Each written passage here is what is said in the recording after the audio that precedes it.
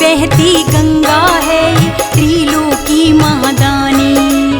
इनसे बढ़कर सारे जग में कोई न दूजा दानी। जटा से बहती गंगा है ये त्रिलोकी महादानी।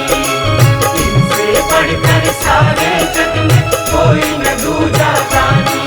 भक्तों के दुख हरने वाले, सबका मंगल करने वाले, चंद्र कपाल पे शोभित करते काल को हरने वाले, तीनों लोकों के ये ही तो स्वामी, तीनों लोकों के ये ही तो स्वामी। बम बम बम बम भोले, बम बम भोले बाबा। बम बम बम बम भोले, बम बम भोले बाबा।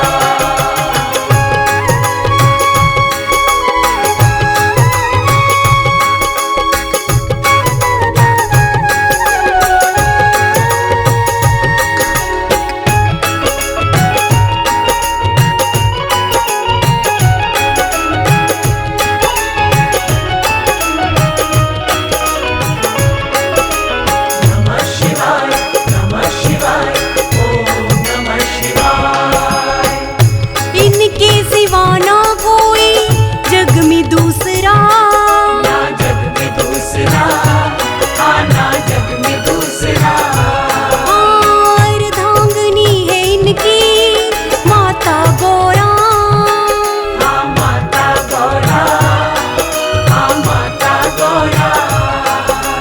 सूखी जीवन में भर दे, सूखी जीवन में भर दे, ये खुशियों का पानी, तीनों लोकों के ये ही तो स्वामी, तीनों लोकों के ये ही तो स्वामी। बम बम बम बम भोले, बम बम भोले बाबा। बम बम बम बम भोले, बम बम भोले बाबा।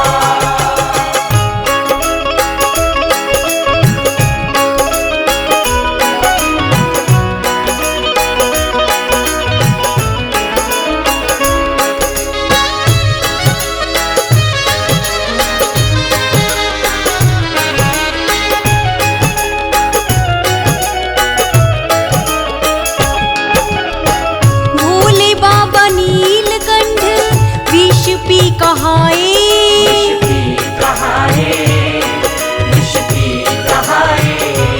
हाँ सारे कष्टों को शंभु पल में हर जाए। पल में हर जाए, ये पल में हर जाए। इनके बिना सारी सृष्टि, इनके बिना सारी सृष्टि एक अधूरी कहानी, तीनों लोकों के ये ही तो स्वामी, तीनों लोकों के ये ही तो स्वामी। बम बम बम बम भोले, बम बम भोले बाबा। बम बम बम बम भोले, बम बम भोले बाबा। जटा से बहती गंगा है ये त्रिलोकी महादानी।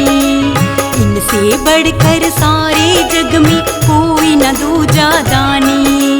जटा से बहती गंगा है ये त्रिलोकी महादानी। इनसे बढ़कर सारे जग में कोई न दूजा दानी। भक्तों के दुख हरने वाले, सबका मंगल करने वाले, चंद्र कपाल पे शोभित करते काल को हरने वाले, तीनों लोकों के ये ही तो स्वामी,